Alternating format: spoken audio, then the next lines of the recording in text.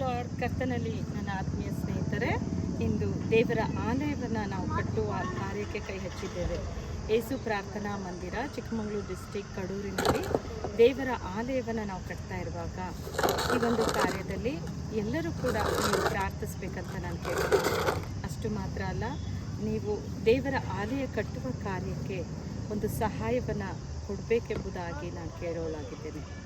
ಪ್ರಿಯರೇ, ನಾವು ದೇವರ ಕೆಲಸಕ್ಕೆ ಮತ್ತು ದೇವರ ಆಲಯಕ್ಕೆ ಮತ್ತು ದೇವರ ರಾಜ್ಯ ನೀತಿಗೆ ನಾವು ತವಕ ಪಡುವಾಗ ಕರ್ತನು ನಮಗೆ ಬೇಕಾದ ಎಲ್ಲವನ್ನು ಆತ ಒದಗಿಸುವ ಆತನ ವಾಕ್ಯ ಮತ್ತಾಯ 6ನೇ ಅಧ್ಯಾಯ 33ನೇ ವಾಕ್ಯದಲ್ಲಿ ನಾವು ನೋಡ್ತೇವೆ.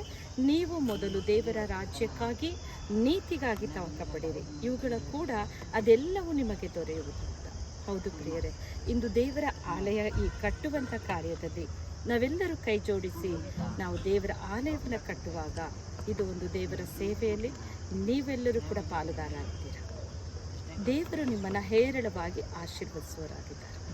ಈ ಕಾರ್ಯದಲ್ಲಿ ನೀವು ಕೈ ಜೋಡಿಸಿ ದೇವರ ಆಶೀರ್ವಾದವನ್ನು ಅಪರಿಮಿತವಾದ ರೀತಿಯಲ್ಲಿ ತೆಗೆದುಕೊಳ್ಳಿ ಅಂತ ನಾನು ಕೇಳ್ತೀನಿ. ನಿಮ್ಮ ಸಹೋದರಿ, ಕಡೂರು ದೇವತೆ.